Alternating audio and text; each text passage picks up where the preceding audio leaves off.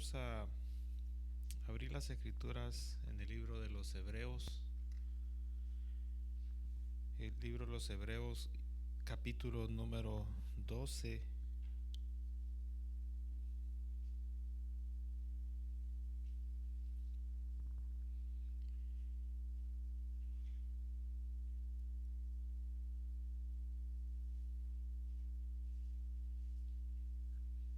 Vamos a leer el verso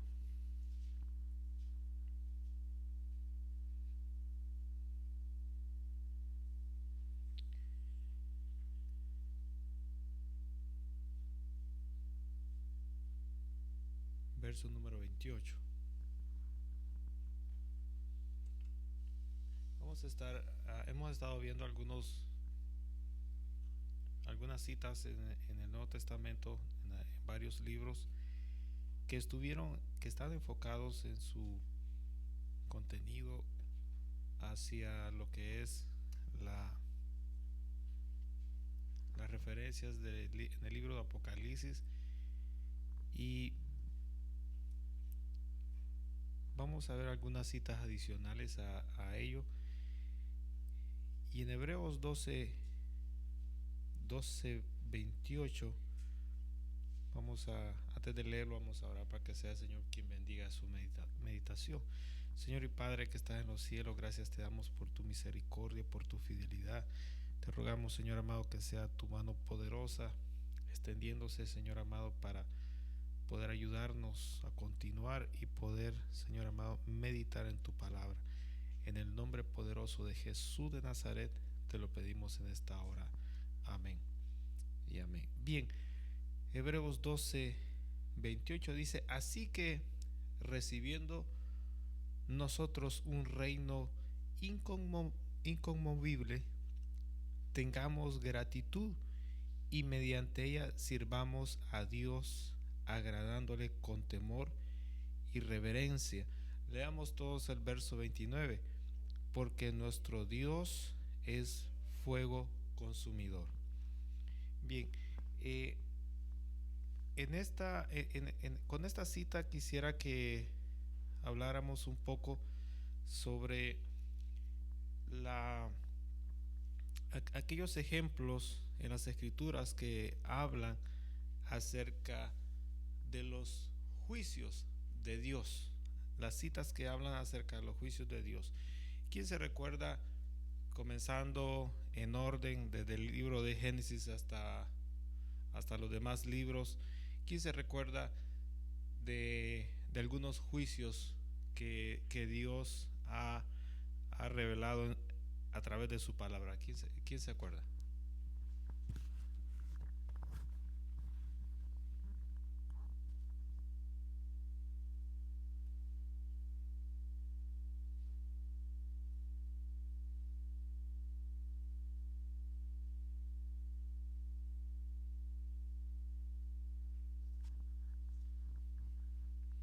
¿Quién se acuerda algunos juicios que las escrituras mencionan, hermanos, que Dios ha ejecutado? Nosotros pudiéramos poner, por ejemplo,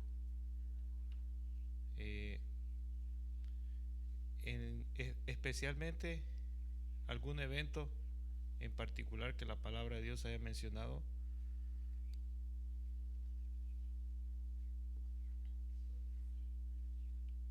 ¿Cómo? Por ejemplo, el diluvio, exacto, ¿verdad? El diluvio es un ejemplo de un juicio de Dios. El diluvio. ¿Qué otro ejemplo tenemos en las escrituras que nos hable acerca de los juicios de Dios, sin tocar el libro de Apocalipsis, sino que los demás libros? ¿Qué otros juicios tenemos?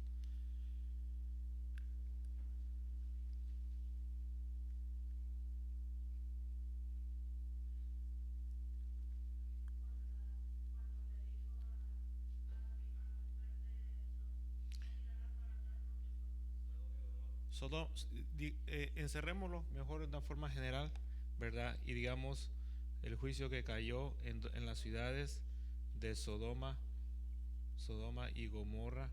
¿Qué otros juicios tenemos?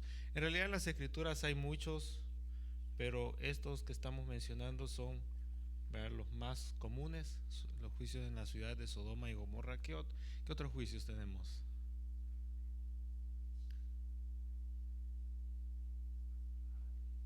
Bueno, tenemos las plagas de Egipto y vamos a ver un poquito acerca de eso el día de hoy, ¿verdad? Las plagas de Egipto. ¿Qué otro más tenemos?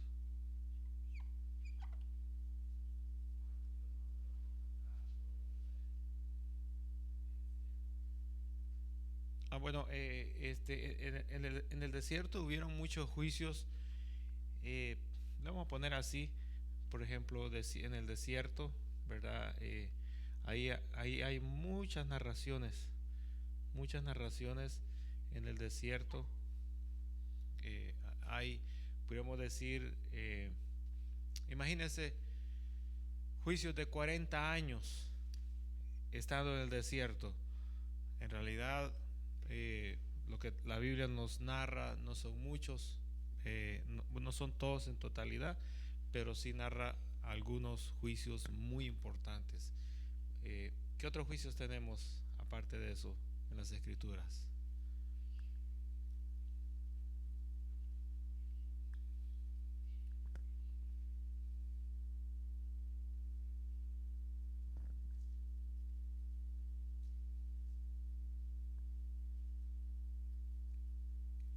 ¿En la creación ocurrió algún juicio?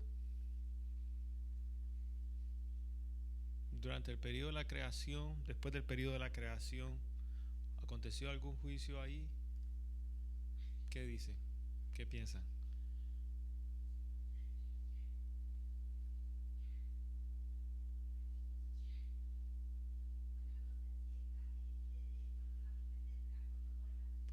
Bueno, podemos mencionar exacto, ¿verdad?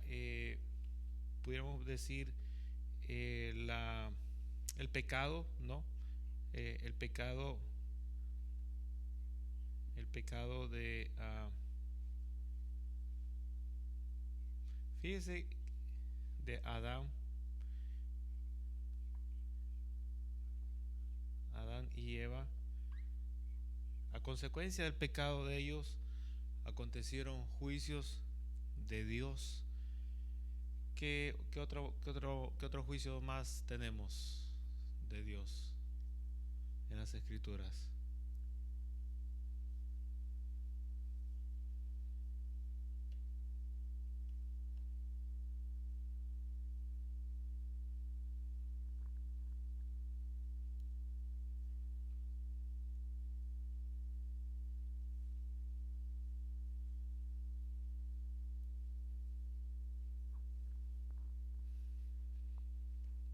Los juicios de Dios, en el verso que leíamos en Hebreos, eh, menciona, hace referencia como fuego consumidor.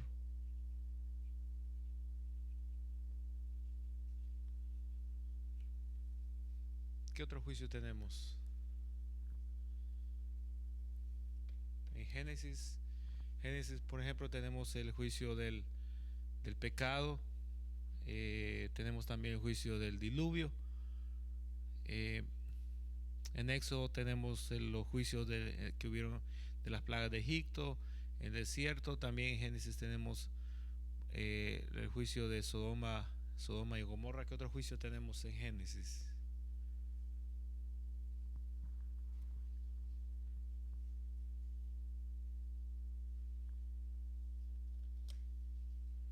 ¿Se recuerdan, por ejemplo, la Torre de Babel? ¿Verdad? La Torre de Babel fue otro juicio de Dios. Y de ahí viene el problema, ¿verdad? Que muchos no podemos hablar.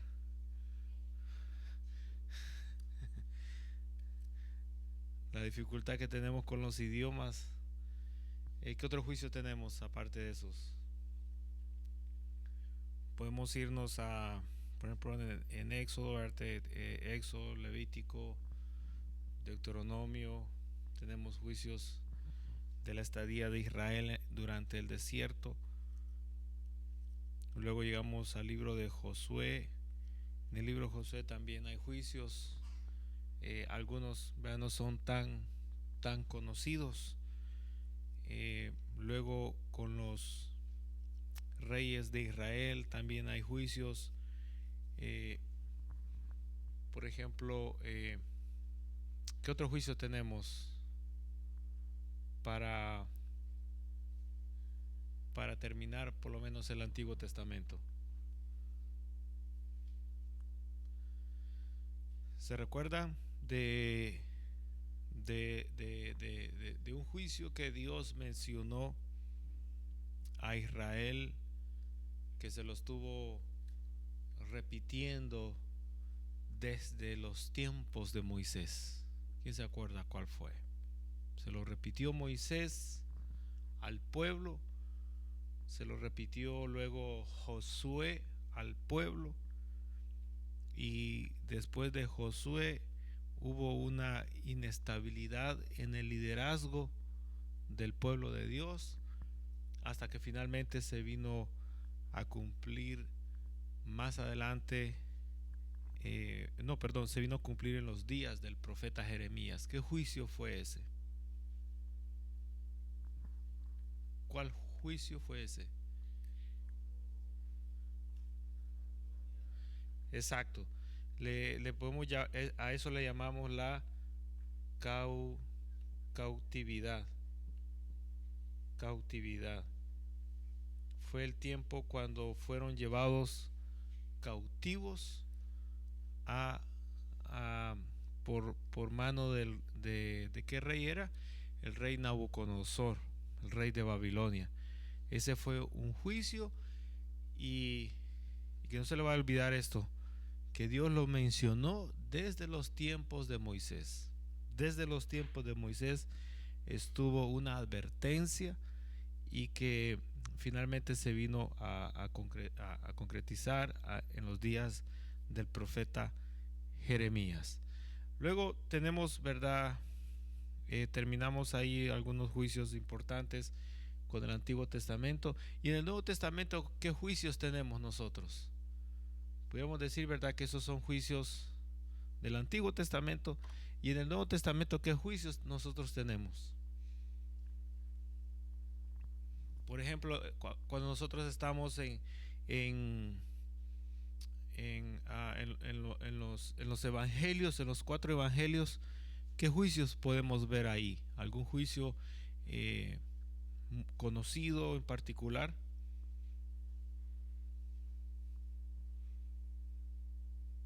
Obviamente estaríamos hablando en los 3 años de ministerio del Señor Jesús. ¿Algún juicio en el libro de los Hechos de los Apóstoles conocido? Bueno, ¿verdad? ¿Cómo le podemos llamar a esa pareja? Los mentirosos. Esos son los mentirosos. Los mentirosos, el fulano y la fulana. ¿Qué otro más tenemos? ¿Qué otros juicios por ahí tenemos? Bueno, ¿verdad? ¿Sabe cuál fue el juicio que Dios le dio a ella? Bueno, fíjese que ese es un juicio, ¿verdad? Un poco personalizado, ¿verdad? Así como el de los mentirosos, Ananías y Zafira, y que también es un juicio muy, muy importante, la famosa, ¿cómo se llamaba el esposo de ella?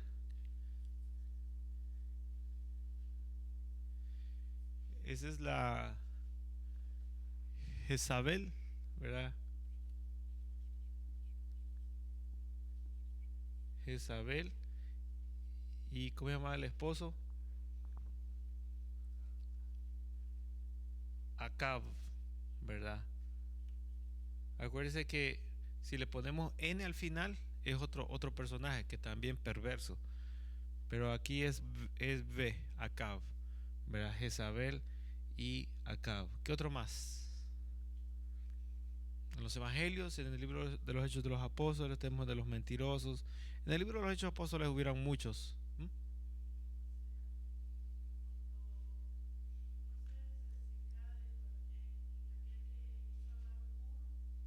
Oh, sí, ¿cómo se llamaba él?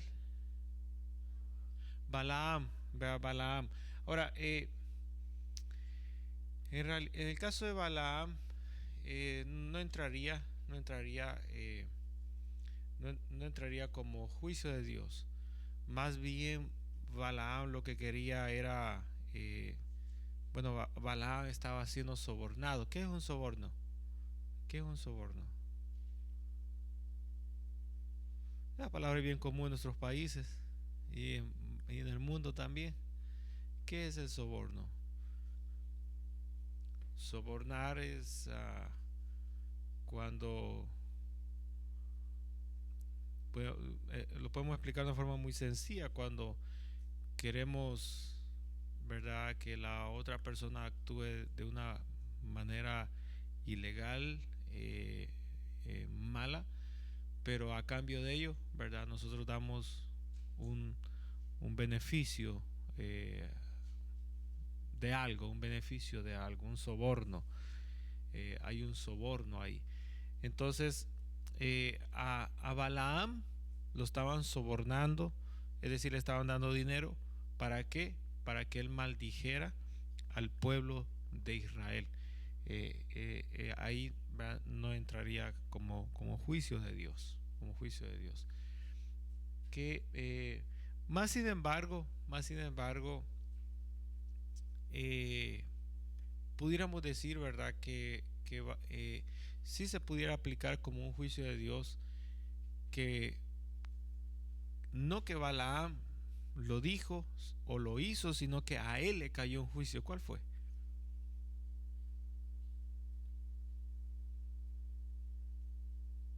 Eso está bien escondidito en las escrituras.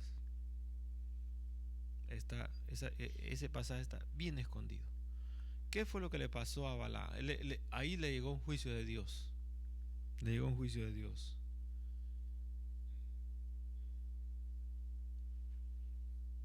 En una lucha que hubo, el pueblo de Israel, ¿verdad?, mataron a Balaam, lo atravesaron con la espada, ¿verdad? Los cuchillos casi no los manejaban, no los manejaban mucho, manejaban espadas y lo atravesaron, lo mataron a él. Eh, ¿Qué otro juicio tenemos que pudiéramos mencionarlo? Por ejemplo, en el caso de David ocurrieron juicios, algún juicio en particular que ocurrió a David. Allá tenemos la historia de David. ¿En qué libros tenemos la historia de David? Lo tenemos por ahí en Samuel, exacto. Primera Samuel, segunda Samuel. Samuel tiene dos libros. Luego después tenemos ahí las crónicas y luego tenemos los reyes, ¿verdad? Entre Samuel, crónicas y reyes, esos libros hablan de las historias de los reyes, del liderazgo que hubo en Israel. ¿Qué otro juicio tenemos? En caso de David, ¿qué juicio le ocurrió a David? Algunos de los juicios, le ocurrieron muchos juicios a David, pero algunos ejemplos.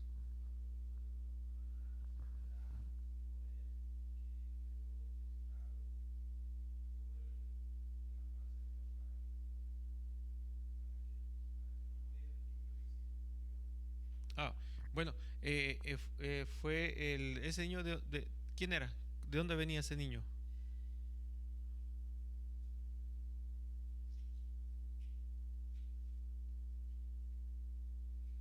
Bueno, acordémonos de que ese hijo fue fruto de una relación, eh, de una relación eh, ilegal, ilegal, eh, para el Señor, una relación no aprobada por el Señor. Entonces, a consecuencia de esa relación, la muchacha quedó embarazada y el niño que nació, a él le cayó el juicio de Dios, el niño murió. Entonces, luego David, dice la Biblia, se quedó con esa muchacha. Amén. Ya los estoy probando. Luego David, que se quedó con esa muchacha. Amén. No han leído. Luego David se quedó con esa muchacha. Amén.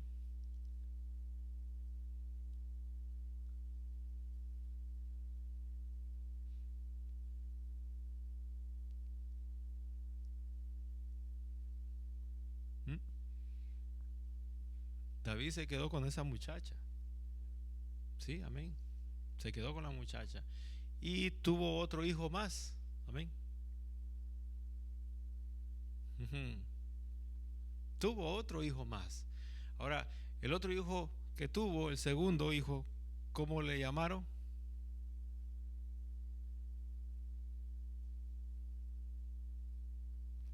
Le llamaron Zacarías. Amén. Ujú. ¿Cómo le llamaron al segundo hijo?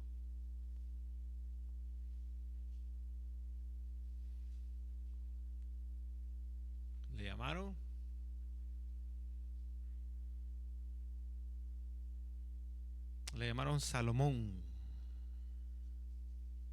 Interesante, ¿no? Le llamaron Salomón. Y ahí vino Salomón, hermanos, que Dios lo bendijo a él como uno de los hombres ricos que hay en las escrituras, riquezas y con sabiduría. Y aparte de eso fue uno de los reyes de Israel que en su reinado fue el reinado más pacífico que hubo en todos los demás reinos que tuvo esa nación. Ese es, entonces, ¿qué otro juicio también ocurrió en David? ¿Quién se acuerda? ¿Se acuerdan por ahí cuando David hizo un censo? Fue otro juicio que cayó también y que David había visto al ángel que estaba a cargo de ese juicio. David lo había visto en, en un terreno, lo había visto en un terreno. Entonces vino David y compró ese terreno, lo compró para poder levantar un altar en ese lugar, porque fue en ese lugar donde había visto él al ángel que estaba trayendo juicio, para que entonces Dios tuviera misericordia del pueblo. Ese es otro de los juicios. ¿Qué otros juicios tenemos entonces allá por el Nuevo Testamento? Los evangelios, ¿verdad? Acontecieron ahí algunos eventos. El caso de Judas, ¿verdad? Interesante. Eh, Judas, el juicio de Judas, fíjese, qué bonito. El juicio de Judas, ¿desde dónde se profetizó el juicio de Judas? Bueno, tenemos que, como, como hay varios, viene un poquito más atrás. Judas, le vamos a poner Iscariote, porque hay varios Judas también. Entonces, para que no se confunda, Judas Iscariote. El anuncio de Judas viene desde más atrás. En los salmos aparece. En los salmos aparece el juicio de... Hay varias referencias, varios salmos que hablan acerca del juicio que cayó sobre Judas Iscariote. ¿Qué otro juicio también? Vemos ahí en los hechos de los apóstoles, hay varios juicios. Alguno en particular, bueno, ya vimos, ¿verdad? Los mentirosos. Eh, qué otro tenemos por ahí rapidísimo?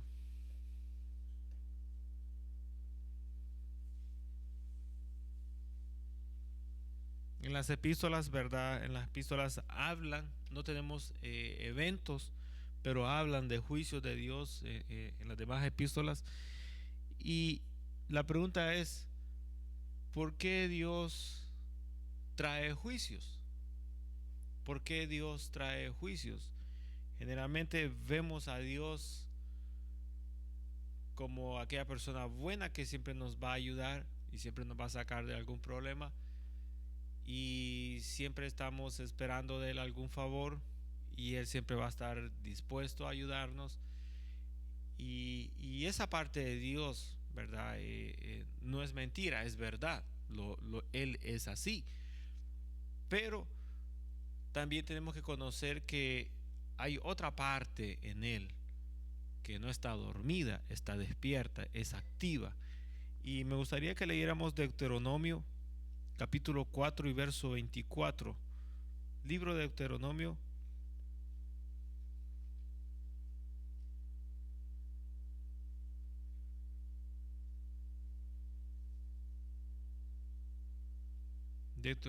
capítulo 4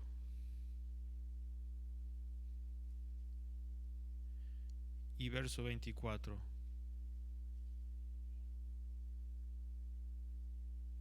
Vamos a leer incluso verso 23. Vean lo que dice: guardaos, no os olvidéis del pacto de Jehová vuestro Dios que él estableció con vosotros, y no os hagáis escultura o imagen de ninguna cosa que Jehová tu Dios te ha prohibido, porque Jehová tu Dios es fuego consumidor. Volvemos a la misma frase: fuego consumidor, Dios celoso. Verso 25: cuando hayáis engendrado hijos y nietos y hayáis envejecido en la tierra, si os corrompéis e hiciereis escultura o imagen de cualquier cosa, e hiciereis lo malo ante los ojos de Jehová vuestro Dios, para enojarlo, yo pongo hoy por testigos al cielo y a la tierra, que pronto pereceréis totalmente de la tierra hacia la cual pasáis el Jordán para tomar posesión de ella. No estaréis en ella largos días sin que seáis destruidos.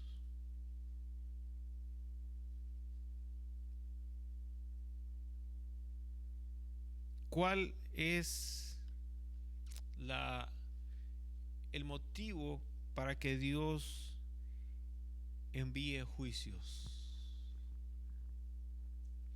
¿Cuál sería el motivo que nosotros podemos ver por la razón de que Dios envía juicios?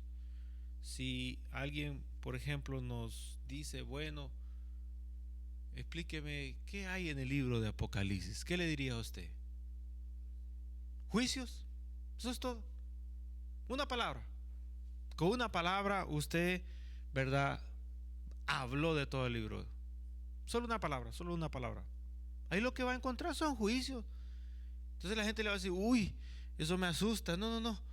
No, yo por eso digo que la Biblia no me gusta leerla mucho. Ahora, ¿pero por qué hay juicios ahí? ¿Por qué Dios es un Dios de juicios? ¿Cuál es? No sé si ustedes le dijeron algún día, ustedes me dan motivo para que me enoje. Por eso se están riendo, parece que ya se están acordando. Ahora, ¿cuál era el motivo? La desobediencia, exacto, gracias. Hay una palabra, ¿verdad?, que mueve a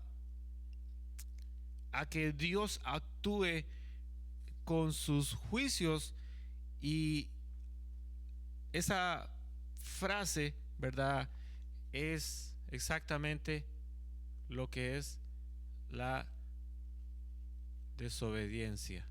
Ahora, la desobediencia ¿a qué? A su palabra, ¿verdad? Yo creo que esta frase completa vale la pena, porque usted le dice a la gente, bueno, la desobediencia a Dios trae juicio, y la gente le va a decir desobediencia, pero ¿En qué le voy a desobedecer? Porque mi manera de pensar, todo lo que hago está bien. Vamos a aclararlo.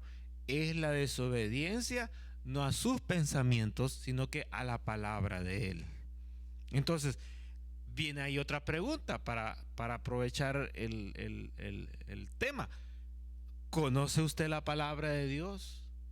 No, no mucho, más o menos la he oído, pero yo no tengo muy claro. No, ¿la conoce o no la conoce? Si no la conoce, debería de conocerla. Porque usted no sabe en qué momento usted puede atraer el juicio de Dios. Hoy, en esta vida, socialmente, mundialmente, nacionalmente, familiarmente, laboralmente, en cualquier área, hay cosas que para nosotros son buenas, son normales, pero que para Dios no son normales y no son buenas. Lo contrario a desobediencia, que es obediencia. Obediencia. Entonces, lo que a Dios, ¿verdad? Lo hace, y aquí hablamos de algo interesante. Dios se enoja. Dios se enoja. Y en su enojo, ¿qué ocurre con su enojo? ¿Qué ocurre con el enojo de Dios? Bueno, la Biblia dice que Él es lento para la ira y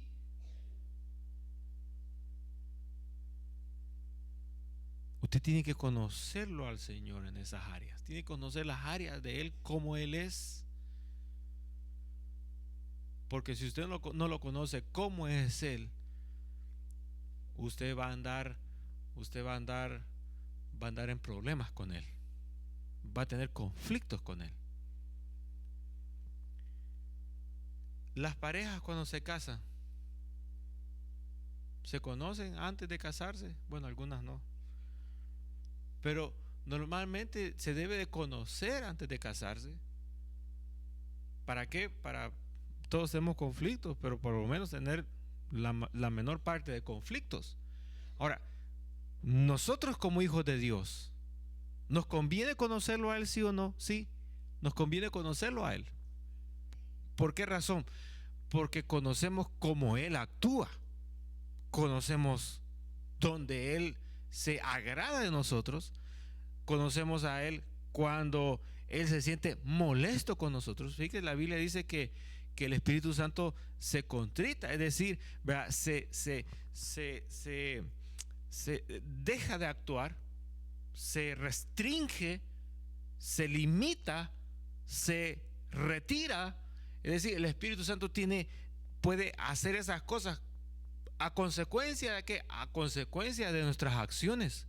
Dice la Biblia, Dios se enoja a consecuencia de ¿qué? A consecuencia de nuestra desobediencia, a consecuencia de nuestra rebeldía contra Él. Entonces, Dios se deleita en la alabanza de su pueblo. Dios se agrada en la alabanza de su pueblo. Dios, hermano, se contenta en las acciones de sus hijos, pero también hay una parte donde Dios se disgusta por lo que se está haciendo.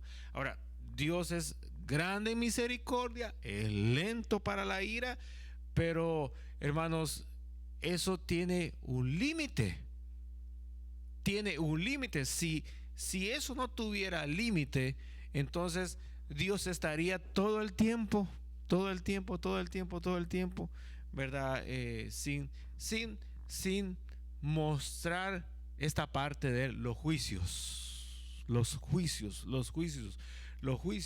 Ahora, es muy interesante entonces ver, hermano, que en la Biblia hay juicios. Ahora, el libro de Apocalipsis es un libro de juicios, pero son los juicios finales. Son los juicios finales. ¿Para qué? Para, hermanos, terminar con todo y hacerlo todo de nuevo otra vez. Ahí veremos eso al final del libro Apocalipsis. Entonces, hermano, al conocer, por ejemplo, todos estos ejemplos que hemos mencionado acá, al conocer, hermano, qué cosas disgustaron al Señor en estos juicios que hemos mencionado, tanto del Antiguo como del Nuevo Testamento, nosotros podemos traer algunos aspectos en particular, hermanos, de cada evento, y de ahí nosotros podemos conocer más a fondo al Señor. Y al conocer más a fondo al Señor, déjeme decirle lo siguiente: la vida de uno es transformada. ¿Sabe por qué? Porque hay temor de Dios. Hay temor de Dios. Hay temor de Dios. Usted no puede tener temor de una persona si no lo conoce. Usted no puede tener temor de alguien si primero usted no lo conoce, quién es esa persona. Si alguien le dice a usted, ahí te están esperando, te están retando, usted dice, a mí nadie me va a retar, a mí nadie me... Y usted sale, pero cuando usted sale ve que puede más el otro contra usted, entonces usted cambia y usted tiene temor. Ahora, hermanos, nosotros podemos tener temor de Dios, temor de Él, si primero, fíjense, si primero nosotros lo conocemos a Él en esta área. En esta área hay muchas personas, hermano, incluso dentro de las iglesias, que no conocen esta área de Dios. Entonces, como no la conocen, no tienen temor de Dios, y al no tener temor de Dios, viven, hermano, en una libertad donde ellos no tienen miedo, temor, ¿verdad?, de que Dios envíe un juicio sobre ellos. ¿Algún ejemplo? ¿Usted ha visto algún ejemplo de esos? Yo he visto en otras iglesias, hermano, personas que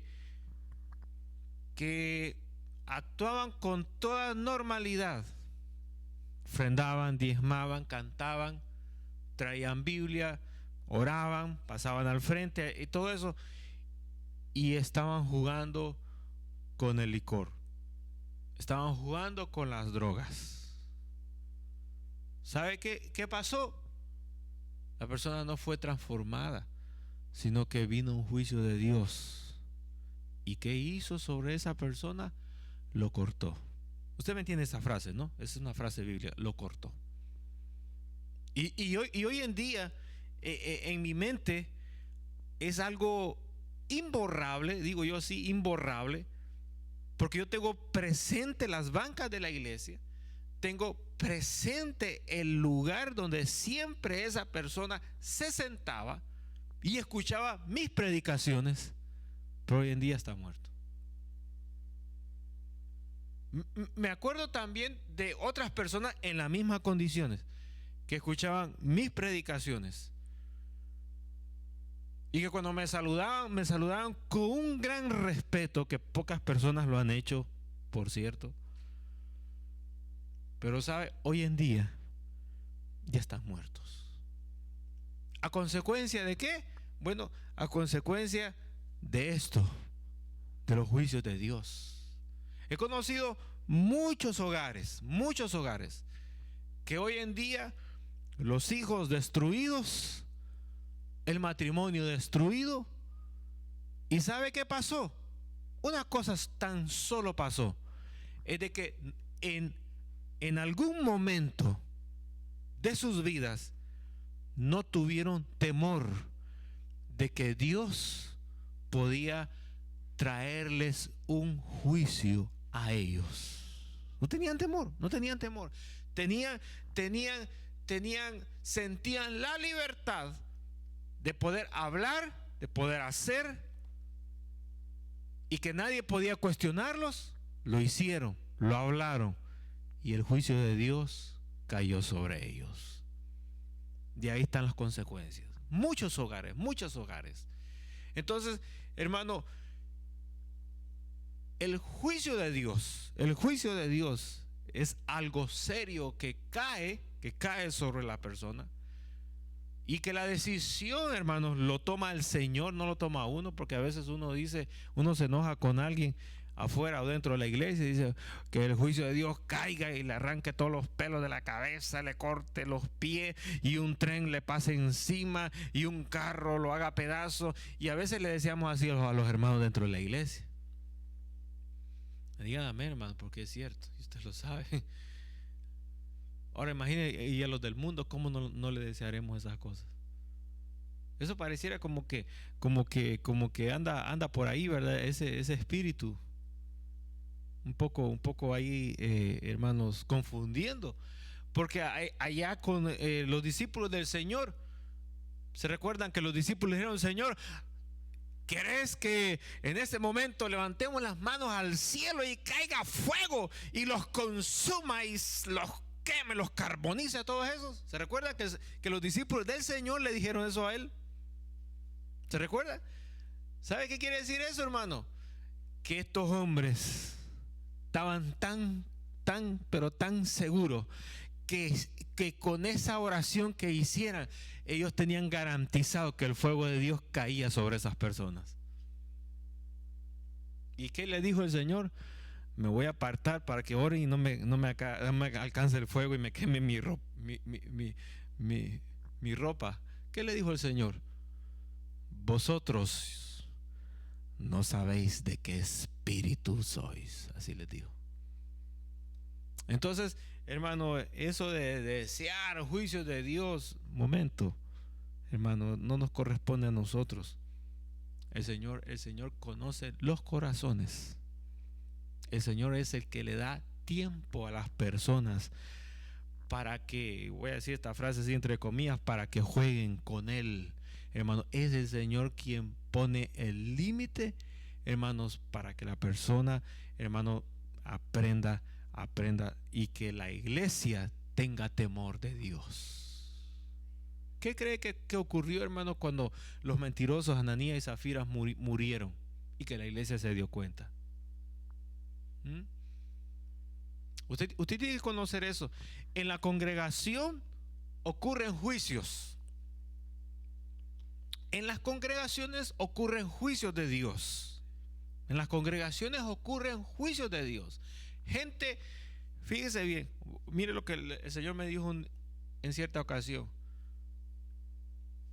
Dios juzga, mire lo que le voy a decir. Dios juzga lo que Él mira en el corazón. Pero yo y cualquier otra persona juzgamos por las acciones que vemos en la persona. Yo no puedo juzgar a nadie, ni usted, por lo que hay en el corazón de esa persona. ¿Por qué? Porque no podemos ver lo que hay en el corazón, solamente el Señor. Ahora, Dios juzga por lo que ve en el corazón. Ahora, nosotros juzgamos de la persona. ¿Por qué? Por lo que vemos por fuera. Podemos ver una persona, ¿verdad?, excelente en una iglesia, y nosotros decimos, esta persona es un modelo en la iglesia. Pero nosotros no sabemos qué tan malvado, perverso o buena gente sea en su corazón. Ahí Dios sí lo mira. Entonces, hermano, dentro de las iglesias, ¿verdad?, como dijimos el domingo, ¿cómo fue que dijimos? Caras vemos, corazones no sabemos. Gracias. Entonces, nosotros no sabemos quién está jugando con el Señor o provocando a ira al Señor, o quizás, ¿verdad?, pensando que Dios, hermano, no traerá un juicio a su vida. Y, hermanos, continúa en la necedad, continúa en la rebeldía, y de repente nosotros vemos cosas en la vida del hermano, en la vida de la familia, hermanos, y nos preguntamos, ¿y por qué pasó esto? y empezamos a buscar el culpable aquí en la tierra. Aquí en la tierra no está el culpable, hermano. Lo que el hombre siembra, eso mismo cosecha. ¿Cuál fue la cosecha? Usted está cosechando juicio de Dios. Es porque usted ha estado sembrando, ¿qué cosa? Ha estado sembrando desobediencia, ha estado sembrando rebeldía, ha estado sembrando oposición, ha estado sembrando artimañas del enemigo, etcétera, etcétera, etcétera. Y ahí viene el fruto, el juicio de Dios sobre su vida. Ahora, hermano, cuando nosotros vemos, ¿verdad?, que Dios es un Dios de juicios, hermanos, es interesante ver también, hermano, que por ejemplo en la iglesia, cuando en el caso, ¿verdad? Voy a ir aquí, en el caso de las plagas de Egipto, fíjense qué interesante, las plagas de Egipto fue un juicio, y en este periodo de juicio, ¿qué acontecimiento, hermanos, aparte, después de los juicios de las plagas, sucedió?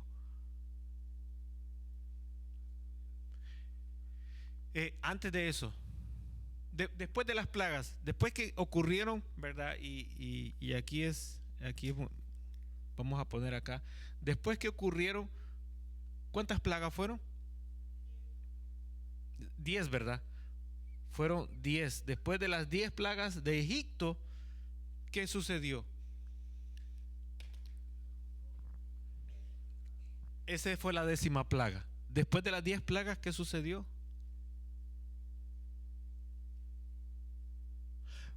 Fíjense que en las demás, ¿verdad? En los demás juicios, este de las plagas de Egipto es algo especial, es algo tan particular, porque se mira algo que en las otras plagas no se visualiza tan claramente. En las plagas de Egipto sí. ¿Qué fue lo que ocurrió después de las 10 plagas?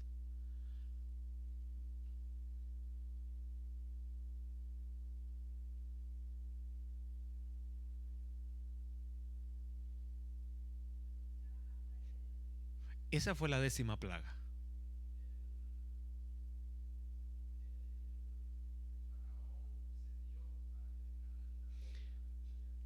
No. ¿Qué sucedió? ¿Qué cosa extraordinaria sucedió después de las 10 plagas? La Pascua, gracias. Al finalizar este juicio, mire, al finalizar este juicio, fíjese, al finalizar este juicio, acontece la Pascua. Ahora, le voy a hacer una pregunta.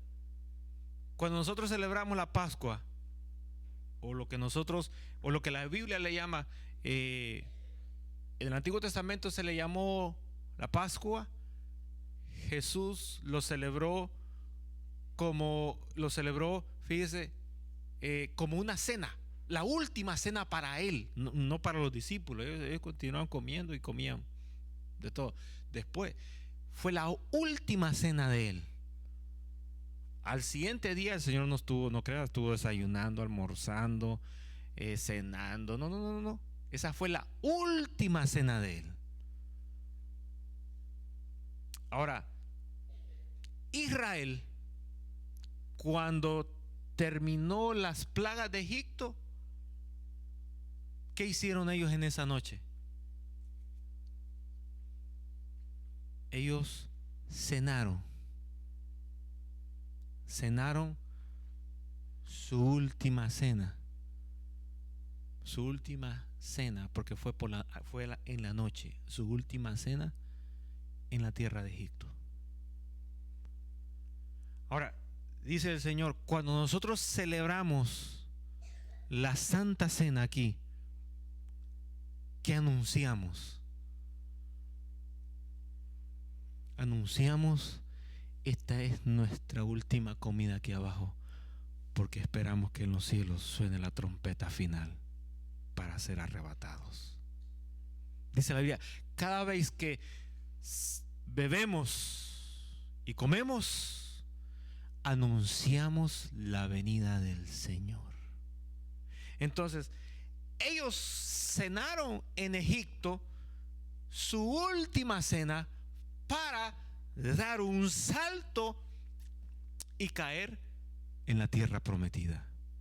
Ahora, nosotros estamos en un periodo de Pascua. Estamos aquí, pero hay un salto entre comillas. Que a ese salto nosotros, ¿cómo le llamamos? Le llamamos el arrebatamiento. ¿Para qué? Para saltar de aquí y llegar a nuestra morada celestial. Ahora, fíjese bien, juicio, Pascua. ¿Qué es lo que dicen las Escrituras? Que quien bebiere y comiere indignamente, sin discernir, ¿será qué? Será culpable de juicio. Y por eso, dice ahí la Escritura, y por eso muchos están ¿qué? Están enfermos. Enfermos como producto de un juicio de Dios. Y dice, otros ya murieron. ¿Producto de qué? Producto de un juicio. Pero ¿en qué momento ocurrió el juicio? ¿Cuál fue el juicio? Comieron celebraron la Santa Cena de una manera indigna. Entonces, por eso es que dice la Escritura, usted va a participar en la Santa Cena. Primero, ¿qué hay que hacer?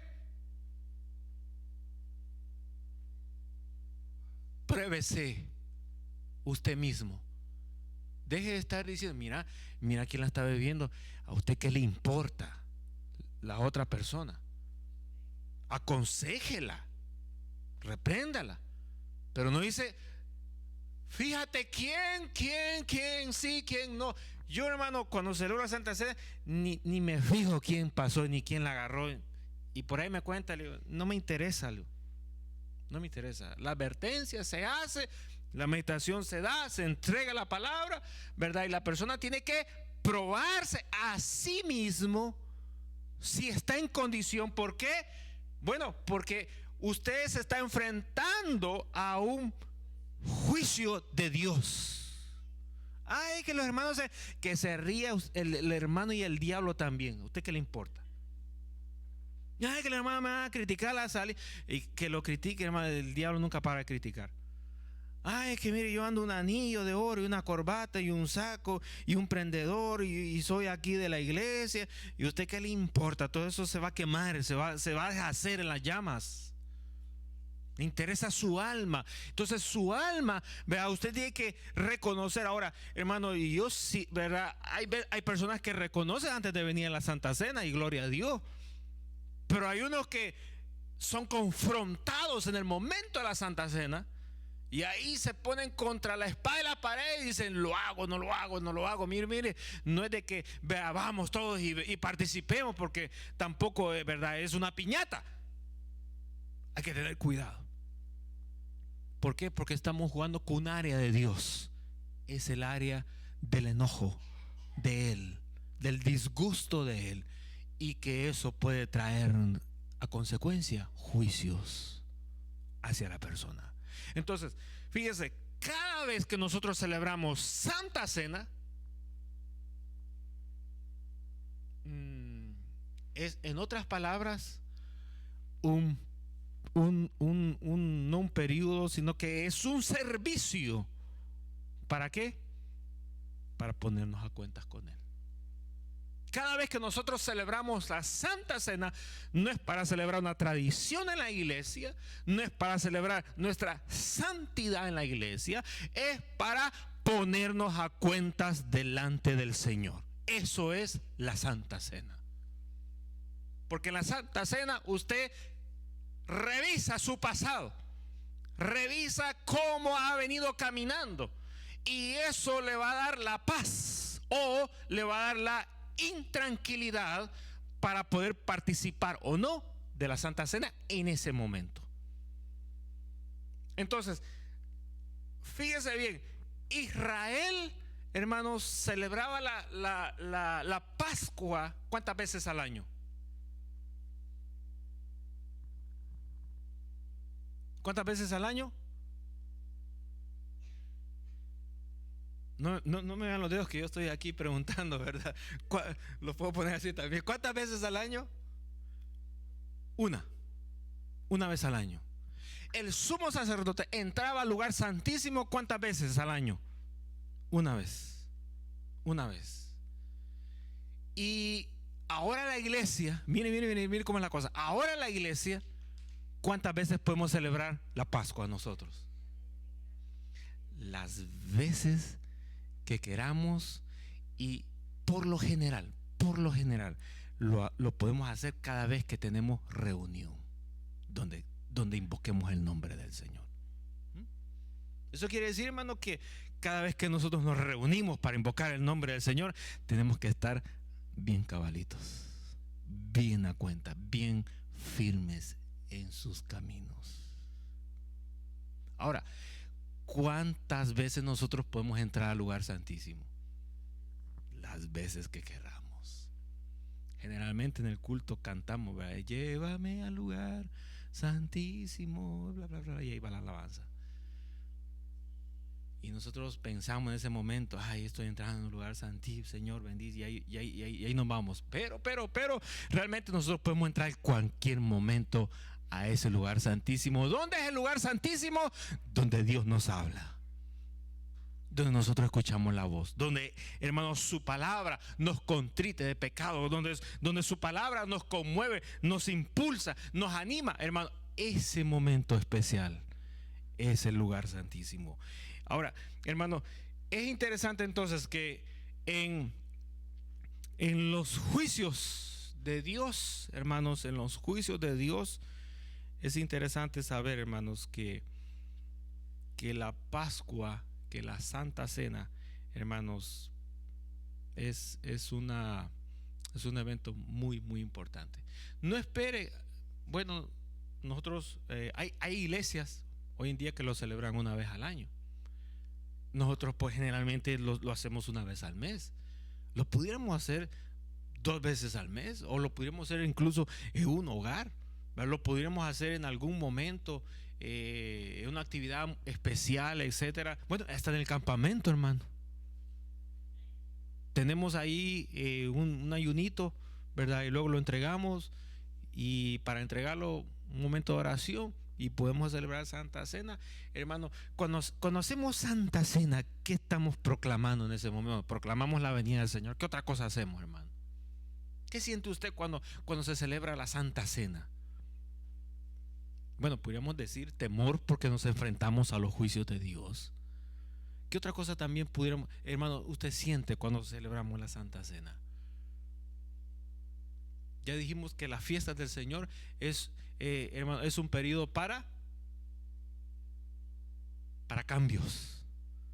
Y en cada Santa Cena que celebramos, hermano, acuérdese, Pascua significa dar un salto de un estado a otro nuevo, a uno diferente. Y en cada Pascua, hermano, usted puede proclamar nuevas promesas para su vida. Por eso es que cada vez que celebramos nosotros aquí la iglesia, hermano, la Santa Cena, yo siempre he tenido la costumbre, me postro de rodillas y le digo a usted, ore por esta congregación, ore incluso por mi vida, para que Dios traiga una nueva temporada para nosotros. Siempre en cada momento de Santa Cena, hermano, yo lo hago y lo proclamo, hermano, y lo declaro de esa manera. Hermano, entonces es interesante, ¿verdad? Es interesante que en este juicio de las plagas, hermanos, se da la Pascua, hermanos, y cuando el Señor murió y celebró la Pascua, ¿qué juicio aconteció por ahí, hermano? ¿Habrá acontecido algún juicio? Hay uno por ahí que está algo escondidito, a ver si alguien se acuerda. Cuando entre, digámoslo así, entre la Pascua del Señor, la última cena del Señor, y el periodo de la resurrección, ¿habrá acontecido algún juicio? ¿Cuál?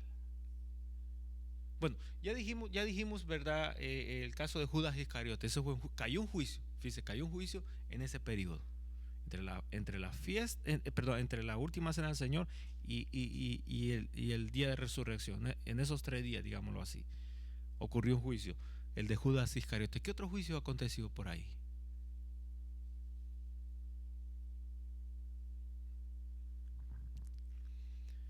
Se recuerda, por ejemplo, que los que acusaron al Señor, ¿qué dijeron ellos? ¿Quién se recuerda? Los que acusaron a que le dieran muerte al Señor, ¿qué dijeron ellos? Aquel pueblo que estaba ahí ante aquellos hombres, Pilato y los sacerdotes y toda esa gente que estaba por ahí, ellos dijeron unas cosas. Y mire, hermano, qué terrible esto es lo que dijeron.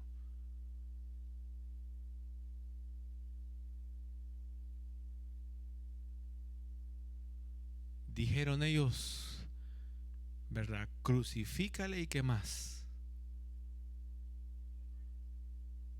¿Cómo? No, dijeron crucifícale porque los gobernadores políticamente pues no veían en Jesús, ¿verdad?, nada malo. Los religiosos sí, los sacerdotes sí, porque no les convenía a Jesús y querían ya terminar con él. Entonces el pueblo dijo, crucifícale, y dijeron algo más. ¿Cómo? Y dijeron, y su sangre. A ver, ¿quién se recuerda? Y su sangre caiga sobre nosotros. Es decir, la culpabilidad de la muerte de este hombre caiga sobre nosotros y sobre nuestros hijos. Hubo una maldición que ellos mismos